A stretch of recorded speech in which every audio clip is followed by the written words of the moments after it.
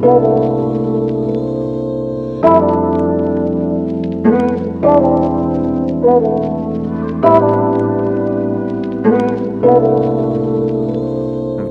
Podcast, episode 15. Back with another one. It's me and my boy Caden. Today, we're going to start off with some good news. You want to talk about the hospital, Caden? Let them know what's up, bro. It's good and bad. Basically, what happened at the hospital, I was getting harassed and stuff. Tired of it, bro. They kept like lying on me, saying I was making like racist jokes and stuff. Well, I'm highly against that stuff, bro. Like, it was ridiculous. And so they was threatening to fire me and all this. So I just quit, up and quit. I was tired of it. Basically, what happened was I was in the bathroom. I was like making jokes and stuff, and I screamed like, "Help!" You know, my ass is burning. And here come a nag and security guard. They hear it. I'm like, oh, you know what I mean? But I didn't know that at the time because I had headphones in. Well, they come in there and talk to him, and then I realized I was like, oh, I'm like, so the nags came up in here and everything. Oh Lord. So they told them who it was and all that. And then I walked in there, and nothing happened. Everything was fine, right? Well, it's time to go home. About 20 minutes. We had about 10 minutes left to clock out. And one of my coworkers, I was joking with him. I was like, bro, you're a snitch, bro. And all this. And I was like laughing and stuff because I didn't care. And then he got mad and was talking about last time I took up somebody's shit, they got slammed up against the wall. I was just like, bro, what the fuck? You know what I mean? But I thought he was joking, right? So Trying to press you, bro. Yeah, so I was just like, oh, chill out, man. Just, just saying like dumb shit. Well, then he turned around and then he like starts getting in my face, screaming and yelling and shit. And then went to the office, started making them lies and shit, saying I was racist, stealing from the company, and I don't do my job, all this shit, just a bunch of bullshit. So next day I come in, they put me into the office, they're giving me attitude and stuff, the managers and stuff. And then they go off on me about how I was wrong and all that. And then I told them, I was like, they was about to fire me too until I told them what happened. And then they didn't even do nothing to them. But they sent my ass home. Like, it's ridiculous, bro. Basically what happened, like, I'm doing like trash all the time. And it's like, that's one of the hardest jobs in the hospital. You gotta really bust your ass to get that shit done. They wouldn't help me whenever I asked for help. I had a sprained ankle for a whole fucking month and a half. I'd ask for help because I'd be limping towards the end of the day. So I'd ask for help. Nobody would help me. That workplace is so unprofessional. When we got COVID, which I'm sure you guys remember, they didn't give us our check till like a whole 2 months later.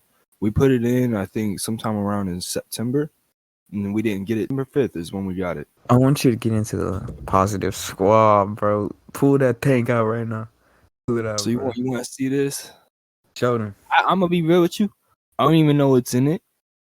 And I might throw a mask on because I'm scared. I kind of want to open it. It's positive control swab, bro. Yeah, it's positive controlled swab. I kind of want to open it, not gonna lie to you. Y'all ready? Here we go. I mean, it might just be a little swab. Bust that thing open. Subscribe, bro. We really bringing y'all content y'all never seen before, bro. That's weird, bro. What happened, bro?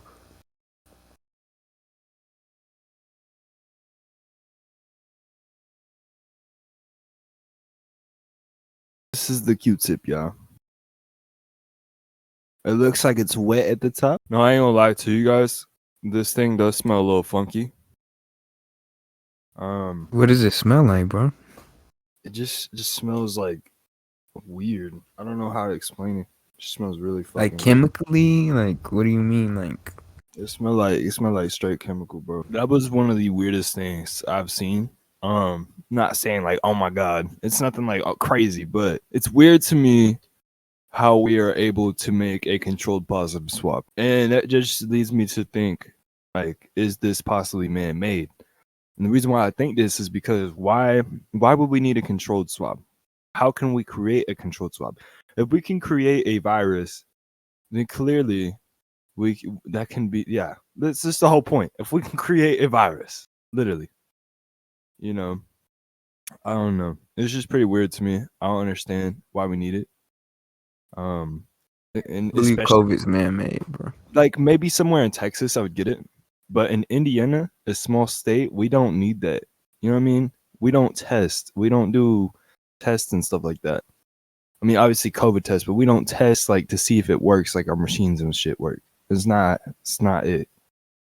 That just makes no sense to me. It's That's all I just gotta say. weird how you were taking out the trash and it just fell out the bag. Yeah, just that one too. Just that one thing. Basically, I was grabbing the trash and I picked up this like particular bag and it had like a small hole in the bottom and that thing falls out. Well, I grab it. So I'm like, what the hell? And I was just gonna throw it back in. But I read it and it said positive controlled swab. And I was like, oh shit. I was like, wait a minute. I ran and put it in my book bag and then didn't say shit. And I just left it in there. But yeah, like it's honestly it's pretty strange. I don't understand why would we would need that at a little Columbus hospital. It's just weird, bro. Like, I believe COVID's man-made already. Well, I feel like they probably have the controlled positive swab just to like give people COVID low key. Like, if you think about it, what is a swab used for? That's what I was thinking. That's what I was exactly what I was thinking. I believe them giving them COVID will bring them back to the hospital, which will make y'all more money. Exactly. And I don't know if you guys ever gotten a COVID test, but they literally pull a swab from the little building. They pull it from there and then they come out, right?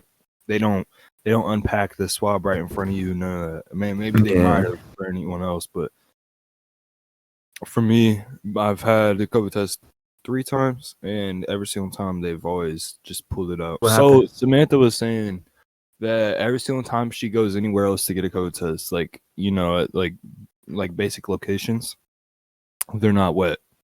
But you go to the hospital and they're wet. And I can vouch for that because every single time I've gotten my test there at the hospital, it's been wet.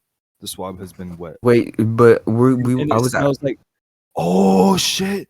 I just came to a realization, bro. Because she reminded me that the things that the Q-tips over there that they test you with at the hospital do smell. And I just realized they smell just like that chemical, bro. And what's funny is when I actually got my first COVID test, I was feeling no symptoms, but that swab was super wet and it smelled like straight chemical. Few days later I come back positive, and I feel like if you say that you're in direct contact, that they just swab, because that's what I said. And the first time I had it, I didn't say that, and they decided not to test me at all. Even whenever I already went, I already had the appointment Whoa. scheduled. I had the appointment scheduled and everything. They didn't want to test me. Before we go on to more, y'all need to subscribe, bro. It's crazy as fuck, bro. Look me in my eyes. We are not playing. Y'all need to subscribe. Subscribe. Bro, we just got a positive swap on the channel. Y'all ain't gonna subscribe? On to our next subject, more about the hospital. On my last day there, even more harassment continued. They threw me in the basement, and I've never done basement before. But I think they threw me down there just so I didn't have to, go around people. There was this one room in particular that I was getting trash from, and it sounded like there was like breathing coming out of that room. Like it sounded like that room was breathing, bro. And there was like dolls everywhere in it.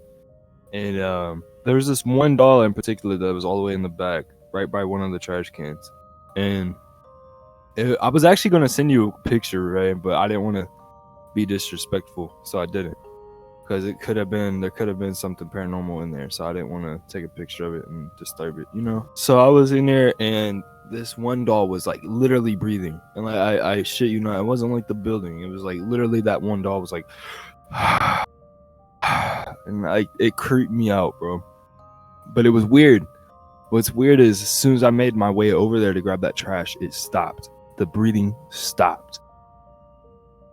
That's what's On some strange. Chucky doll shit, bro. Yeah, so whenever I went over there and I grabbed all the trash, I ran out that room. That room creeped me out. I felt like something was watching me the whole time. It was just weird. It was just so weird. I'm pretty sure I did send you a video of me slapping one of them, but it wasn't in that room. I didn't know that room existed till my last day. Bro, isn't it just weird how they sent you up the last day in that location? Never been there. What did you even clean up there? Well, I went into like the basement. I've been around the basement, obviously, but there was rooms that I had to go in I've never seen. I do think it's a little strange, but that was the only like weird occurrence that I had. I was juggling around keys because I never used a set of keys before, and the lights were off and all that. So whenever I opened the door, finally, I turned on the lights, and there was like just dolls everywhere, and the room was like loud, and it was just like there was like a little vibration noise, but it was like a breathing vibration noise of the room. And this isn't the doll, but of the room, right? I grabbed my first couple of trash bags. That doll starts breathing. There's like, and then my best way to describe it is like a doll here, doll there, and then exact opposite, same thing. And dolls over there too. And it was just a big room. Like this room is massive. So I heard that doll breathing, and then that's whenever I walked over there and it stopped. It was just weird. There was like a lot of stuff in there, organ stuff. It was where they go to train. Like the people from college, they go in there to train. But the room was odd. Very, very odd. I wanted to talk about this story I had found. And it's about somebody also in a sort of hospital. I'm a psychic nurse. Early in my career, I worked at a residential mental health facility. There was a resident called Marin Douche. He was an elective mute, which simply means that he couldn't talk. So he was 7 feet tall. He had been raised in Deep South. Joined the military when he was 19. After boot camp, he was stationed somewhere in the South. One night, he just vanished and declared was missing for years. And then they just confirmed him dead. 10 years later, the 7-foot-tall man walked into a VA hospital emergency room, my part of Midwest, and said to the receptionist, "My name is Marine Douse, and I've been dead for 10 years. There were the last words he ever spoke. He was covered with dust, and he was wearing the same clothes he had been reported to be wearing that night. He vanished. His social security number had not been used. He had no identification in his person. However, they were able to identify him, I guess, via fingerprint. He was well fed and good health except for his refusal to speak. The family was notified, but they said that they already had grieved about their loss for the man, and whomever was claiming to be him simply could not be. They said he was haunt and stand-in for a dead relative and demanded not to be contacted again.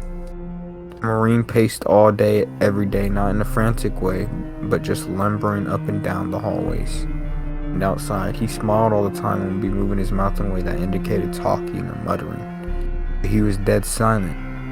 He had an unnerving habit of throwing his head back with his mouth wide open as if he were laughing heartily. If he could go into the dining room for a meal, he'd go and eat, but nobody told him. He'd just keep pacing. If offered a cigarette, he'd smoke it in an oddly formal way, almost deceitfully, if that makes sense, but he never seemed to crave smoking. The man wanted nothing.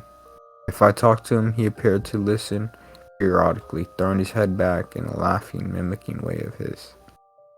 There was nothing to do for this man. Various medications we tried, they did not affect him either positively or negatively.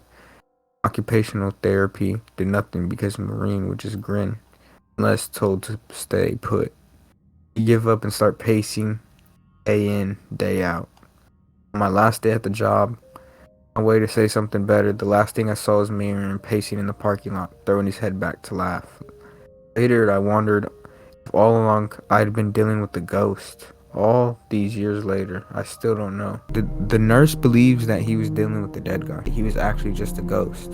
Oh nah. I feel like sometimes, like, I know we talked about this before, but like genuinely I do believe that ghosts that are here on Earth, like spirits that are here, they don't want to dead, so they just roam around the Earth and they don't know it. And I feel like sometimes they have these flashes because I feel like they give out so much energy. Because I don't know if you guys ever, like, say you haven't talked to someone in like a week, or say your best friend or something, you know what I mean? Whenever you see them, the next time you see them, say you haven't seen them in a whole week, you get excited when you come around.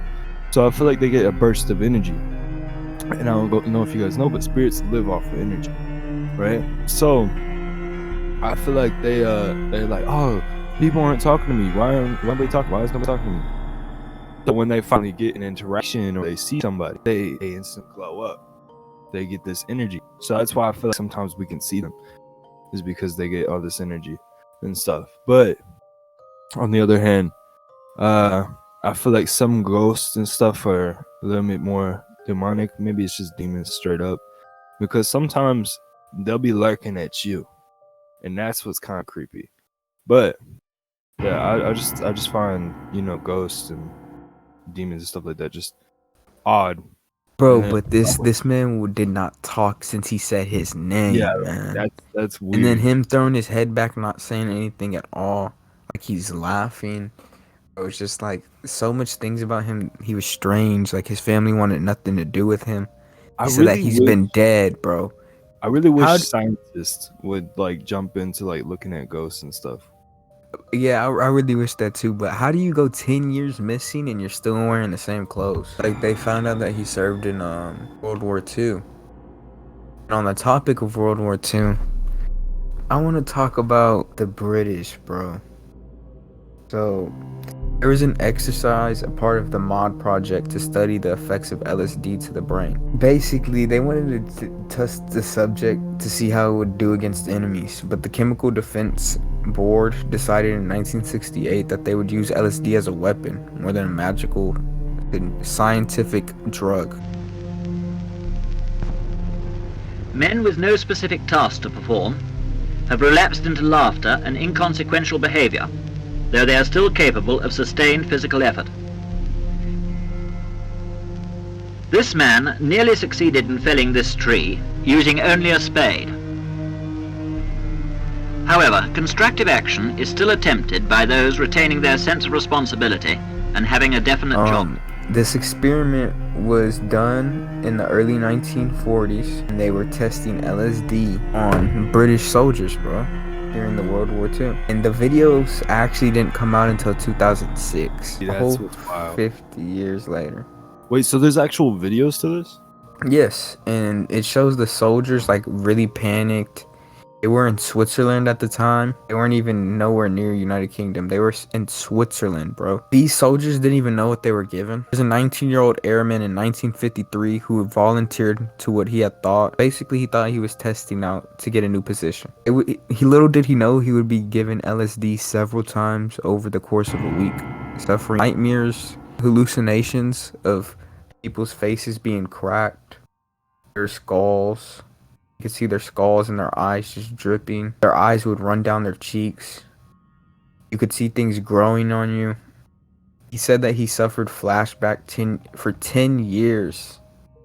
He was given compensation along with 2 other ex-servicemen in 2006. Although the Ministry of Defense, they didn't want to pay anything, so nothing happened. He got no money. There was more agents in 1953. One named Ronald Madison. He died at the age of 20 after an experiment went wrong with the British Army. He was given LSD too much, and the hallucinations came so bad that he had a heart attack at the age of 20, bro. And I feel like that's not like the first time that they've used like drugs in war. I feel like also like German Nazis had to be doing something.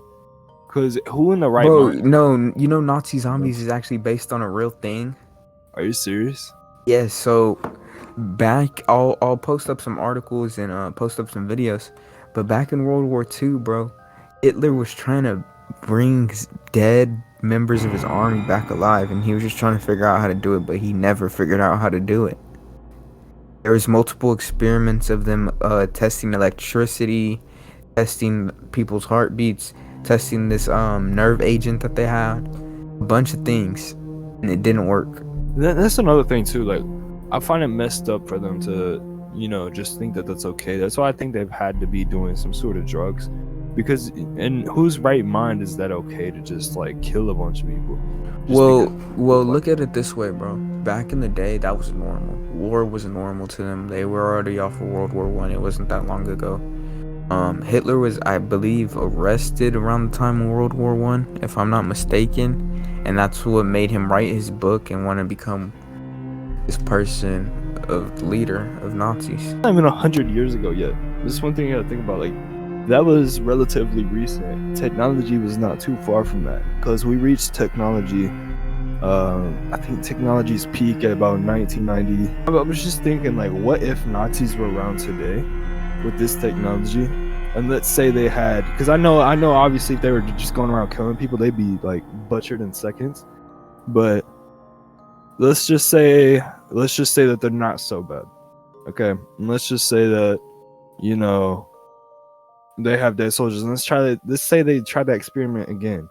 Would it work? Because if you know what their scientists did, they did not care about trying new things. They didn't care about trying these Best exotic. believe it would work, bro. Yeah, that's what I'm saying with like Bro, today's technology. listen, Could be very I well. want to get into something since you brought that up. Cloning, bro. It's real. It's been confirmed it's real. Gotta Have you heard about it? Gotta be. I mean, we've already cloned, what was it, a sheep or a pig? One of those two. And I don't know if you guys. Actually, rich people clone their animals. Look it up. When their dogs die, they clone them. Yeah. And look, if we could clone chicken, like literally, we can clone chicken. That's cloning meat itself. Clearly, there has to be something more with cloning. You know what I'm saying? That's just ridiculous to me. There has to be more. Bro, did you see what Facebook's turning to, bro? A metaverse. Yeah, Ready Player One. They're saying it's gonna be like that, bro. People are gonna get so in like depth with this game that they're gonna stop caring about what's going on around them, and the world's just eventually just gonna turn to this wasteland. And I'm gonna be honest, like, and don't like take it the wrong way, but I feel like we should advance with technology. And I've been saying this since I was a kid. Like, we need to stop like trying to go against technology. I'm not saying I'm with the metaverse and all that, you know, because it's, to me, it's just stupid. But I genuinely think that we should continue on with technology and start pursuing it more, because there's a lot more to do with technology that we still don't know about. And I feel like we should keep pursuing it. I don't know about this, man. Like people getting this involved with this virtual world, like spending actual money on it, getting. I mean, yeah, it's That's up on the person, but like imagine how it's gonna affect people's lives, bro. Now, spending actual money is just stupid. If you spend actual money on that game, You have to. y'all know it's stupid. What? Yes, bro. There's other worlds in that game, bro. That's what you don't get. It's like Ready Player One, bro. You got to get these tokens to get certain things. This man, Mark Zuckerberg, even said he's putting GTA San Andreas in VR. I mean, I like it. It seems cool, bro. But like, just imagine how the world's gonna end up, bro. I actually low key do want to get into VR, to be honest, and get like a full morph suit, just so I can go in there and like actually like joke around and stuff. But if people genuinely take that serious, like as if that's their everyday life, or say they start having jobs on there, then that's when I like, whenever they start having jobs on that game, that's when I feel like it's over. And like say they actually make actual money, that's when it's over. That's when imagine you start getting more paid for working there than in real life. So I'm saying, like, imagine people are like, man, I hate working, I hate going to work every day. So they just hop in the metaverse. They can look exactly how they they can look exactly how they want to look. Like all this, they can wear exactly what they want to wear. They ain't gonna worry about their weight, none of that. So they just go on there and they go to work and say like they make real money. I'm sorry, but even I would go over to the metaverse. Fuck my real self. You know what I'm saying? Like screw it, bro. Man. I'm serious, bro. Like if that would be the case, I'm serious. Like I would genuinely. But at the same time, I feel like, you know, if Mark were to do that, that'd just be very selfish on his end, because that would literally destroy this economy. And I feel like that's where Player One comes into play. I think they had actual jobs on there, because I don't know, because I haven't seen the full movie. I've seen like bits and pieces. But yeah, they did. Oh, they had jobs on there. So yeah, then that's what happens. The economy would literally crash. To get like money on there, you would do quest or you would work a job. Oh yeah. Well, I'm talking about like earning actual money that'll pay your rent kind of thing. That's what I'm talking about. Oh no, he was broke, like, but it didn't matter. That's what like people don't get. In that movie, it didn't matter where you lived. It mattered about your social status on that game. All their houses were the same. They all lived in these little itty bitty trailers, bro. I don't know about that metaverse, but I did read a couple articles on it, and I feel like it won't take off as everyone's saying it will. But it is a pretty cool idea, and I do kind of like it, and I feel like we should move on with technology and keep it going. Speaking of technology, I want to talk about these new games that came out. Battlefield versus Call of Duty. What do you think, bro? All right, I'm gonna give a deep in analysis, and then I want you to do the same thing, and then we'll kind of discuss and go from there. Personally, I will say that Battlefield 2042, I am in love with the offline. I'm in love with the. I mean, it's not completely offline, obviously, but I'm in love with the bot play. I hate like hopping on the online lobbies sometimes because I don't like to always play online. But there's progression offline as well with just the bots, and that's what I like. And also, you can play 64 bots versus 64 bots. Think about that. And Call of Duty, they also up their bot limit as well. But the only difference is you don't actually progress and stuff, yada yada. You get the gist. So on Call of Duty, you can have bots, but it's 10v10. It's not really nothing crazy, but it's cool. But I will say I like the movement and the mechanics better in Vanguard than I do Battlefield. But Battlefield is obviously the more beautiful game, the more fun game. I enjoy playing Battlefield more. But Call of Duty also has its things too. Call of Duty has more in-depth like gun customization. It's more it's different than from most Call of Duty. It's genuinely the same. Like it's like a Cold War Modern Warfare mix, but it's different. I feel like Call of Duty Vanguard is a mix, like you said, of Modern Warfare and Cold War. I feel like it just has Modern Warfare slapped all over it, bro. Like Oh, yeah. even from the menus, bro. Like if you go to the operators, like it reminds me of Modern Warfare. If you go to the kill streaks, it reminds me of Modern Warfare. Like everything reminds me of Modern Warfare.